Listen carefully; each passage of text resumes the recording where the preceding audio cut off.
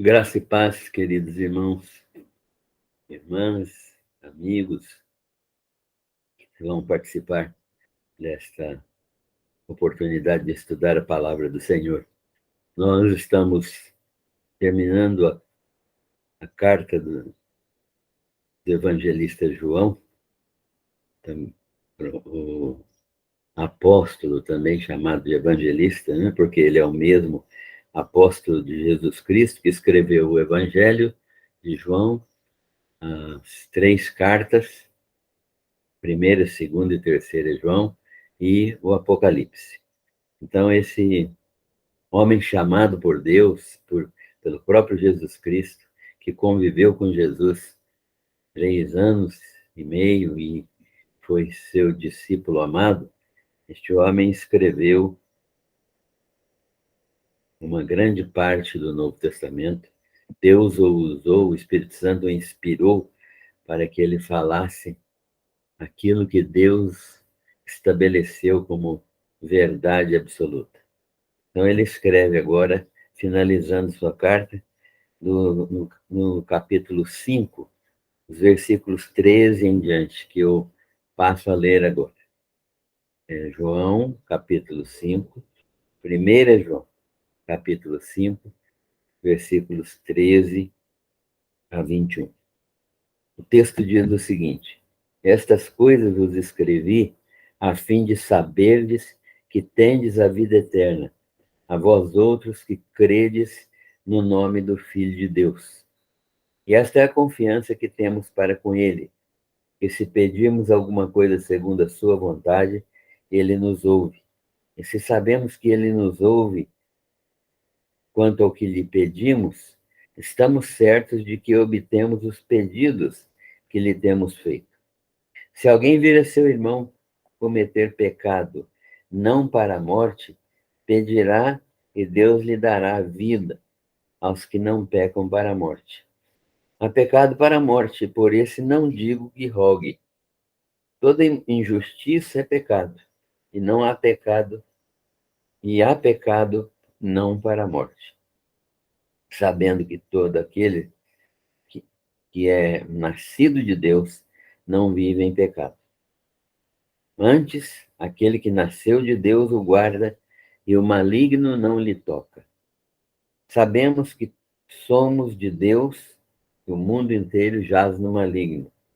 Também sabemos que o Filho de Deus é vindo e nos tem dado entendimento para reconhecermos o verdadeiro e estamos no verdadeiro, em seu Filho Jesus Cristo, e este é o verdadeiro Deus e a vida eterna. Filhinhos, guardai-vos dos ídolos. Esta é a parte final da primeira carta do apóstolo João aos crentes de Éfeso e região. Nós precisamos orar para que o Senhor Deus nos ilumine pela ação do seu Espírito, para compreendermos a palavra do Senhor dentro da perspectiva da vontade de Deus. Vamos orar. Pai Celestial, nós estamos gratos ao Senhor por todas as tuas bênçãos, reconhecendo que tudo que nós recebemos neste mundo vem de ti, e que o Senhor é aquele que é o Pai das luzes, em quem não há mudança nem qualquer sombra de variação. Nós te louvamos porque toda boa dádiva e todo dom perfeito procedem do Senhor. E nós temos sido testemunhas de quanto o Senhor é bondoso e misericordioso para conosco. Agradecemos-te pela oportunidade de estudar a tua palavra e pedimos sabedoria, discernimento, iluminação espiritual para compreendermos esta palavra e sermos edificados por ela. Abençoa-nos, nós te pedimos e agradecemos em nome de Jesus. Amém. Irmãos, João está terminando sua carta e ele está, neste encerramento de sua primeira carta, ele está exortando os crentes a permanecerem na palavra de Deus, a se manterem na palavra de Deus, a permanecerem firmes na palavra de Deus.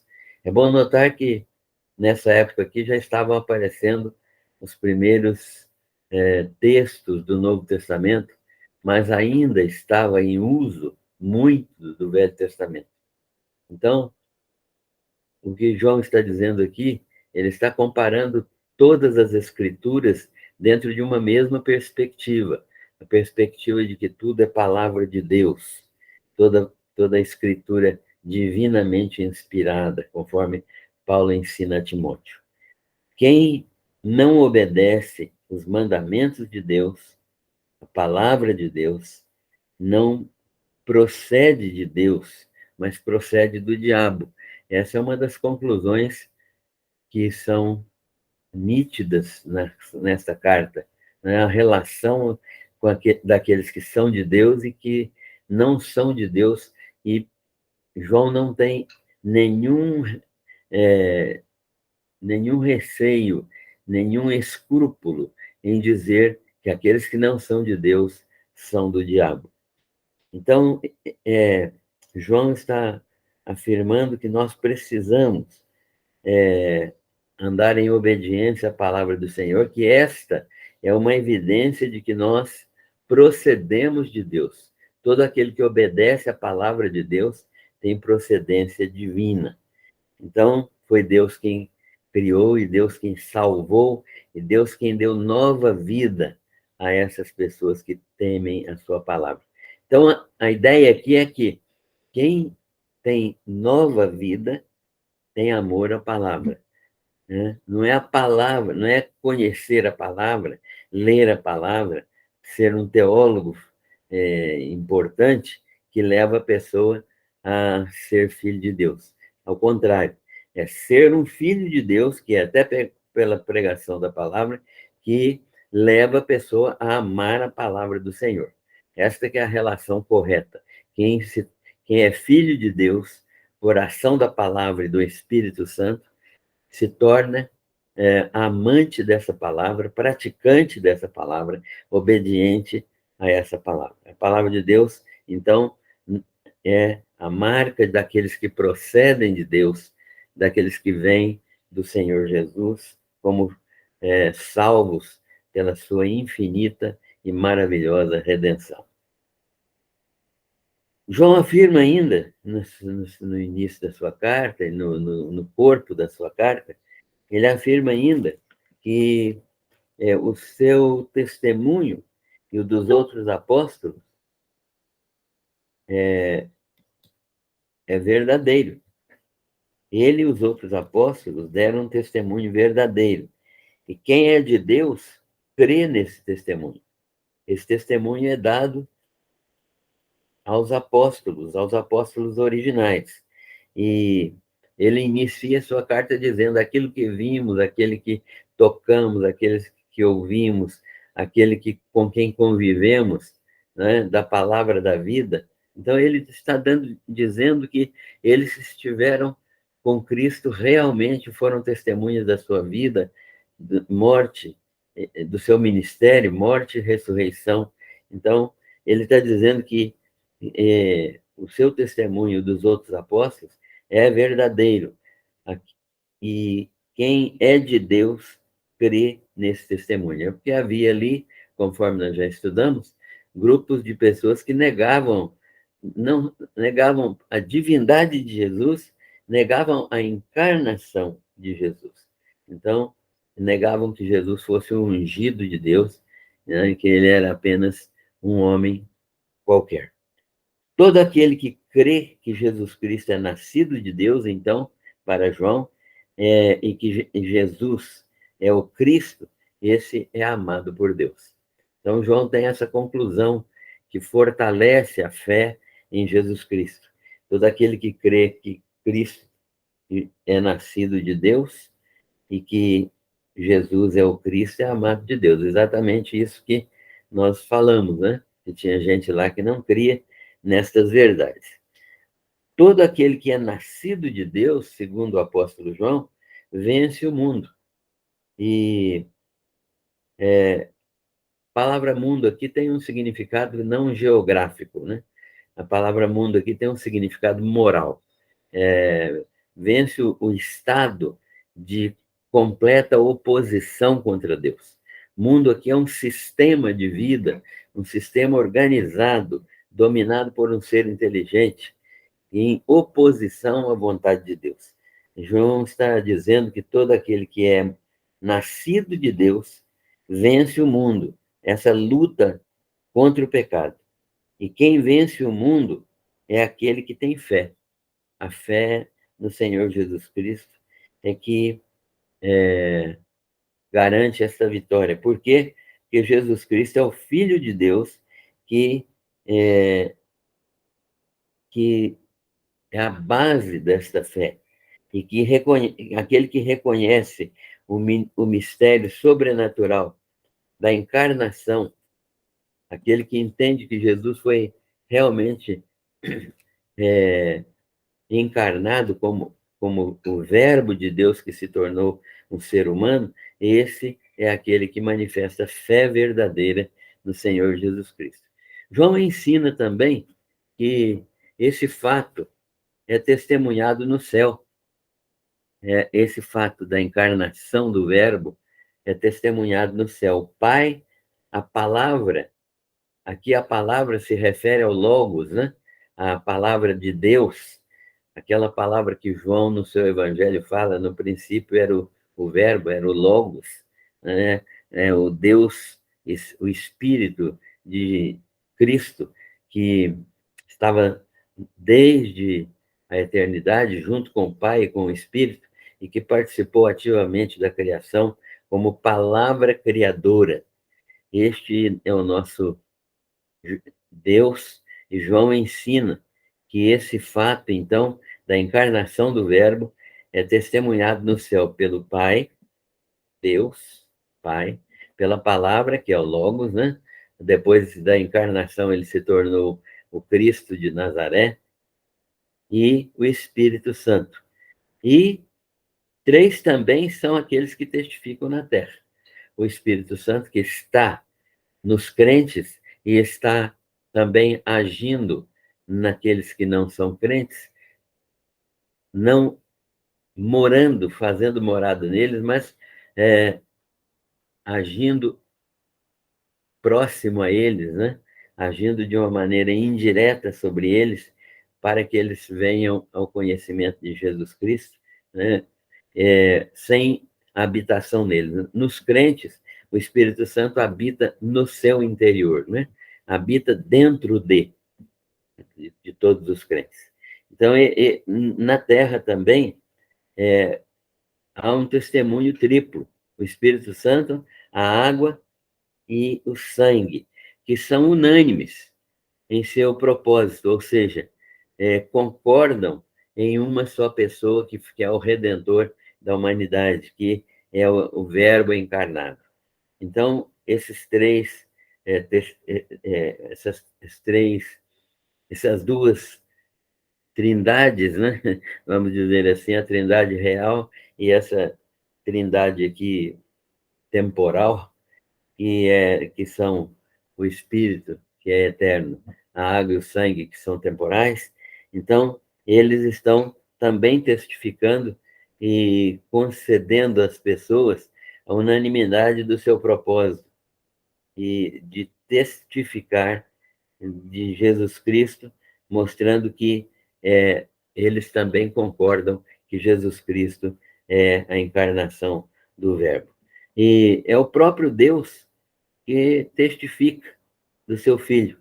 E nós entendemos que esse testemunho de Deus, se nós não cremos nesse testemunho de Deus, nós fazemos Deus mentiroso.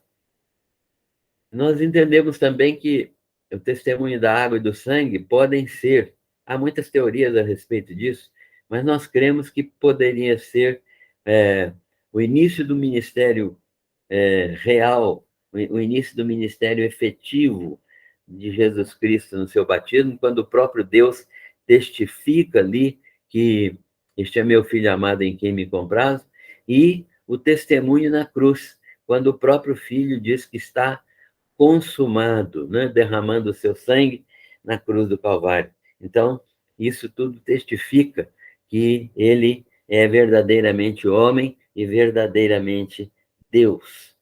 É o próprio Deus que testifica do seu Filho. Se nós não cremos nesse testemunho, nós, como diz João, fazemos-lo mentiroso. Fazemos Deus mentiroso. E Deus ainda dá outro testemunho do seu próprio Filho no Monte da Transfiguração, quando Jesus está ali com Pedro, Tiago e João, e ele se transfigura na frente deles, recebendo ali Elias e Moisés. O testemunho que Deus dá de seu Filho é este, segundo o apóstolo João, que Deus nos deu a vida eterna, e esta vida está em seu Filho. Ou seja, quem não tem o Filho, não tem a vida. Não é possível, como algumas pessoas falam, que creem em Deus, mas não creem em Jesus. Não, isso não pode acontecer. Como também dizem pessoas que creem em Jesus Cristo, mas não podem crer em um Deus. Essas duas posições são absurdas e contraditórias, porque Jesus Cristo, nesta forma humana, é o Filho encarnado, não é? Ele é o Logos que se tornou carne e habitou entre nós. O testemunho que Deus dá de seu Filho, portanto, é este: que Deus nos deu a vida eterna e esta vida está no seu Filho. Quem tem o Filho, é a conclusão de João, tem a vida. Quem não tem o Filho de Deus, não tem a vida. Então, nós temos vida em Jesus. A vida espiritual nossa está em Cristo. Agora, por que João escreveu essa carta? Ele escreveu essa carta, uma das razões é para que todos saibam que têm a vida eterna, aqueles que creem no nome do Senhor Jesus Cristo. Ele quer que aqueles que são crentes não apenas creiam, mas permaneçam cheios de alguma dúvida, cheios de alguns pensamentos que não condizem com toda a verdade, né? Com dúvidas a respeito de pontos fundamentais da doutrina. Ele quer que esses irmãos saibam que tem a vida eterna. A vida eterna é uma dádiva de Deus no presente.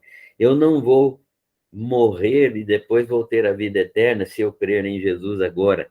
Eu tenho a vida eterna no momento em que eu sou regenerado e, por meio da graça de Deus agindo na minha vida, eu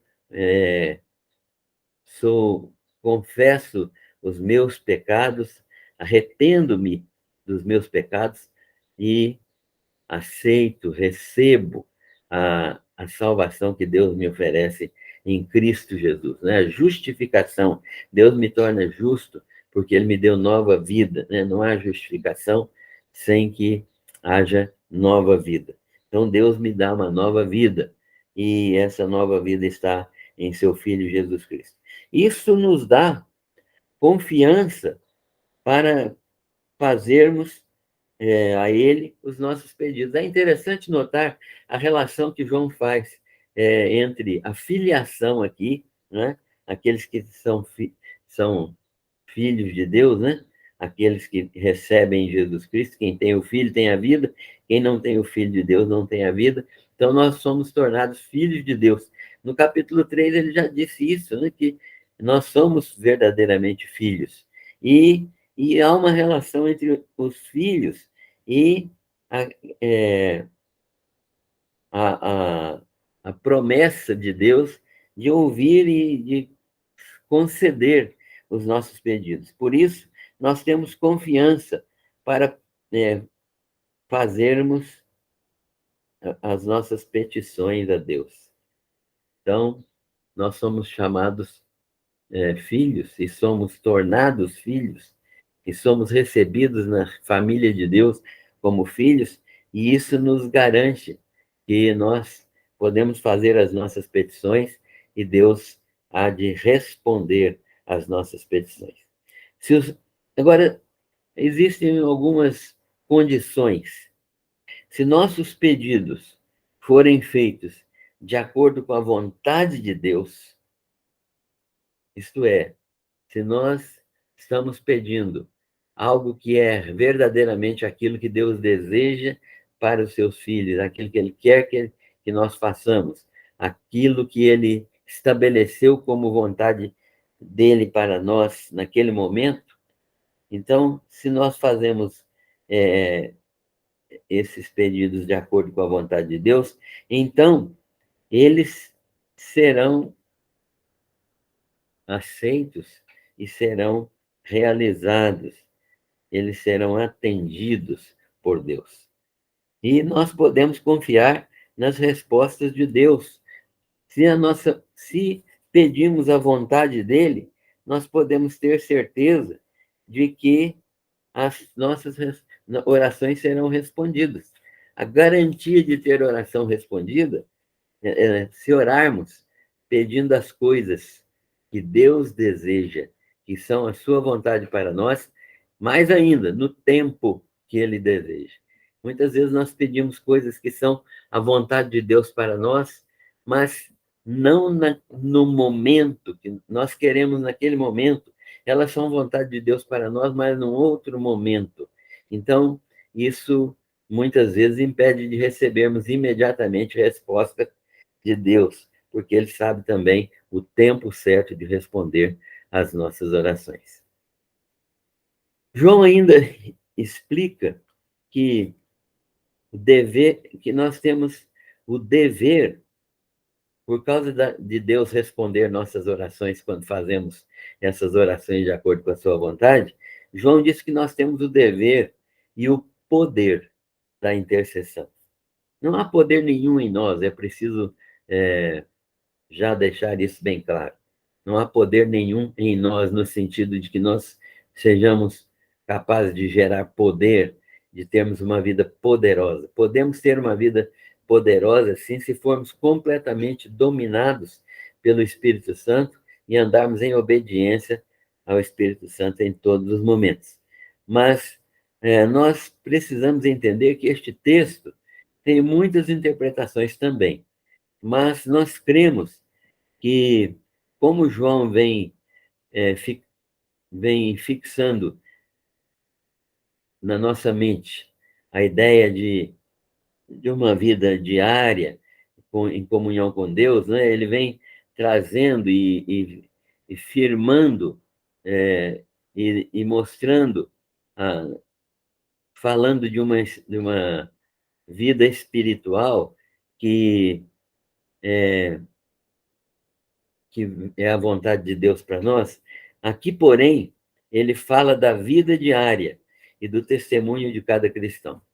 Neste texto aqui, me parece isso, né? Como eu disse, tem várias interpretações, vários teólogos têm esse tipo de interpretação, mas eu penso que esta interpretação é muito coerente. Há pecado para a morte. E aqui nós queremos comentar o seguinte, que nos parece que aqui a morte é a morte física. Como exemplo, nós temos aquele crente de Corinto, que estava pecando e não tinha sido disciplinado, e ele estava persistindo no pecado, e Paulo conclama a igreja, mesmo não estando presente, que presente espiritualmente com os irmãos, ele deliberou entregar o corpo daquele rapaz a Satanás, para que ele pudesse ser de alguma maneira disciplinado ou até morto, né? Para que ele não perdesse, não se aprofundasse mais no pecado e viesse a perder aquilo que depois nós sabemos ele manteve, né? Que foi a comunhão com a igreja. Então, nós imaginamos que seja a morte física aqui, até porque Satanás não pode matar ninguém espiritualmente, né? Ele pode, às vezes, pela permissão de Deus, produzir algum tipo de dano material, no crente, mas nada disso de morte, né? Porque nós vamos ver isso no final da carta, que João fala isso também. Se, aquele crente de Corinto, então, serve de ideia. Então, há pecado que não leva à morte. Toda hora nós pecamos, todo momento, todo dia. Não é o desejo ideal de Deus, não é a vontade do Espírito Santo, não deve ser a nossa vontade como crentes genuínos. O crente genuíno não deseja pecar, ele se entristece com o pecado, mas ele peca. E há pecado que não leva à morte. Então, devemos orar pedindo que Deus, né, preserve a vida da pessoa, perdoe os pecados dela e ela vai continuar servindo ao Senhor.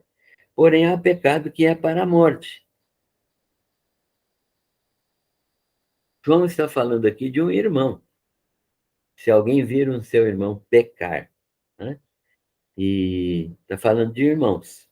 Então, há pecado que não leva à morte, devemos orar pedindo que Deus perdoe. Mas há pecado que é para a morte, e eu entendo que faz parte do processo disciplinar de Deus, faz parte do processo que Deus usa com vistas à preservação do espírito, a preservação da alma da pessoa.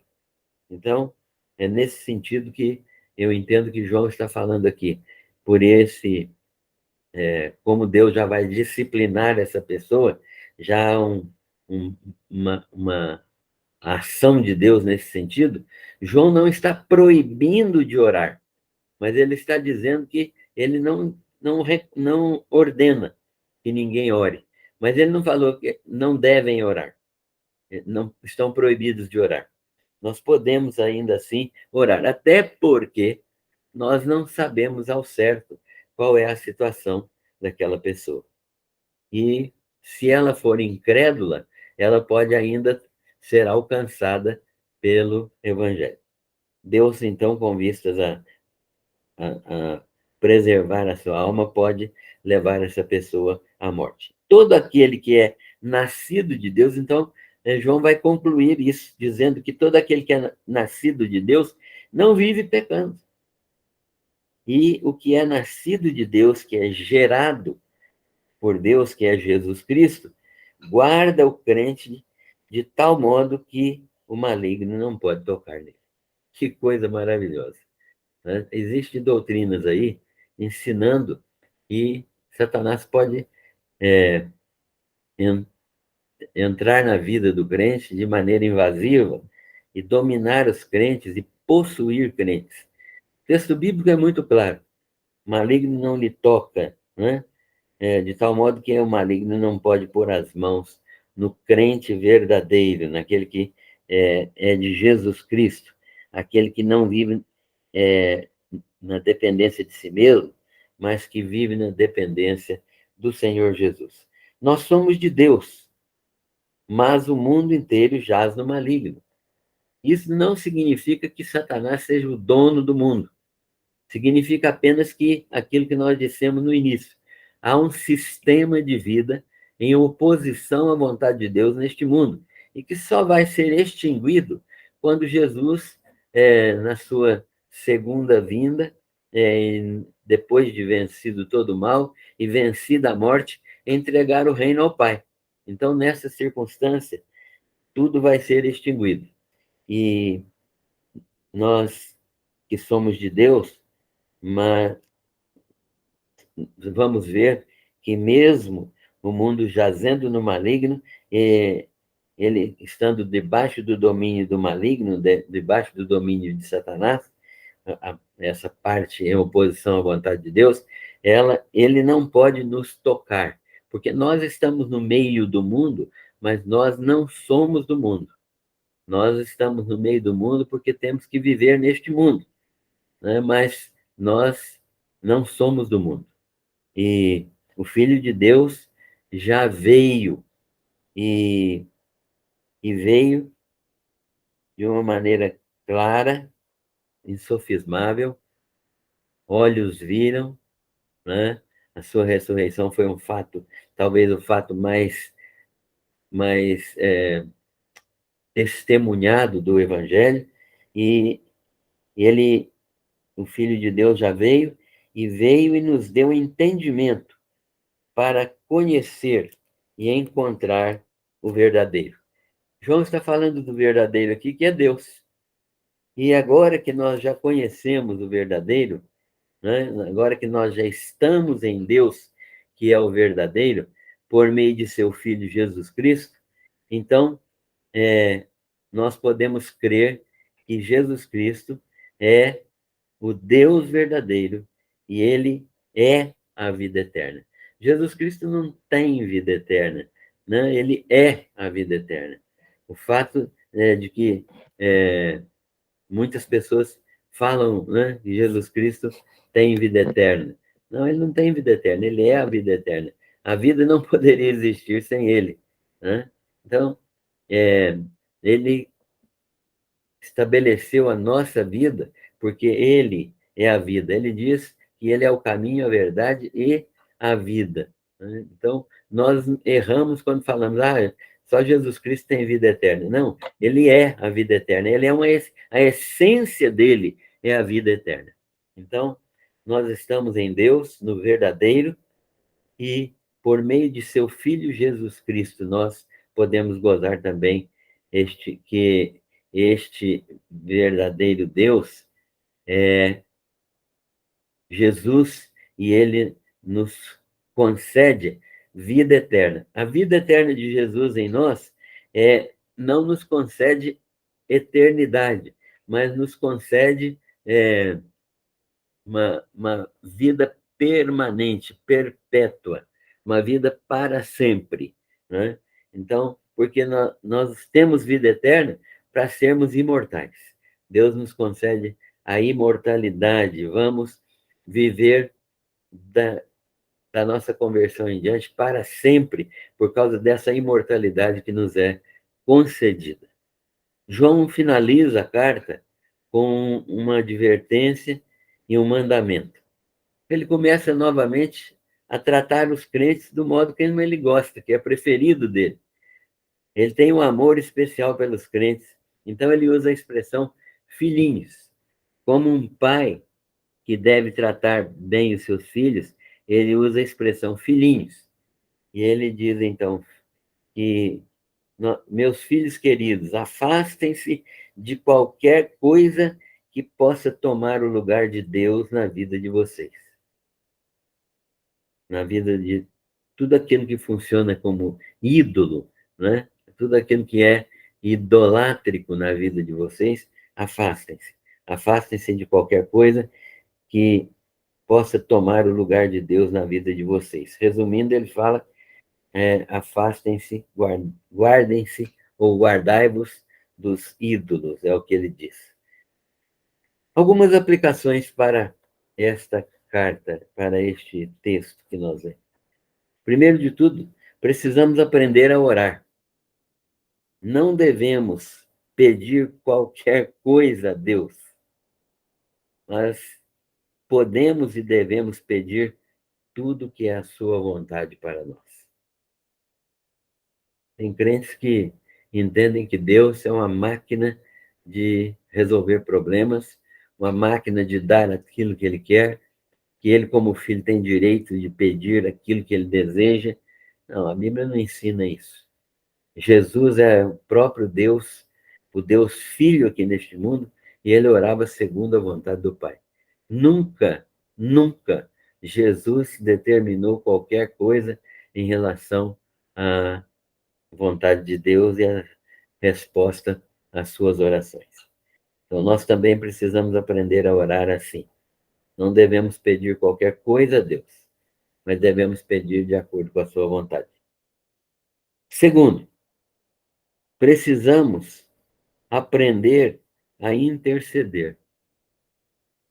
Eu entendo que intercessão é buscar os interesses de Deus para nós e para as pessoas.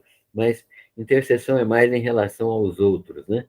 Então, interceder significa pedir a Deus que ele manifeste os interesses dele na vida das pessoas. Não orar por aquilo que a gente acha que a pessoa precisa, é, mas não que isso não possa ser feito, mas a gente precisa ter a consciência de que o melhor para a vida de uma pessoa, às vezes, não é o que ela quer, mas é o que Deus quer lhe dar. Então, nós precisamos orar com discernimento, né? Conhecendo a realidade dos irmãos, por isso a comunhão na igreja é fundamental, né?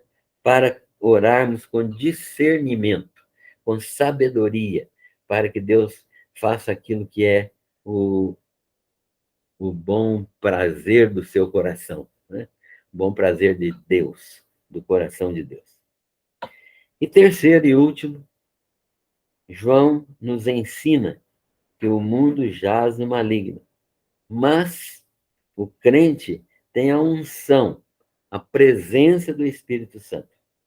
Quem é nascido de Deus não vive na prática do pecado, e o maligno não lhe toca. Esta é uma garantia, né, para nós. Que nós estamos na presença de Deus e o maligno não pode nos tocar. Que o Senhor, misericordiosamente, nos abençoe. Ele mesmo pode nos tocar quando ele quer nos disciplinar. E ele pode usar de é, de vários expedientes para nos tocar, para a disciplina. Então, fica na dependência de Deus essa situação. Mas não que Deus vai nos entregar ao maligno no sentido de que ele pode nos é, possuir ou pode nos levar a qualquer tipo de sofrimento, de dano. Deus é que está no controle de todas as situações. E a presença do Espírito em nós é uma garantia de que verdadeiramente nós não devemos ficar na prática do pecado e saber que o maligno não pode nos tocar no sentido de nos possuir, no sentido de exterminar a nossa vida, exceto quando Deus permite isso, como no caso de Jó, como no caso que foi uma situação de disciplina, e no caso do rapaz lá de Corinto, né, que foi também uma situação de disciplina, e no caso de Ananias e Safira, que foi uma disciplina verdadeiramente drástica, mas que veio de Deus por causa da mentira deles. Então, nós estamos aprendendo com João e nós estamos guardados do poder do maligno pelo poder de Deus.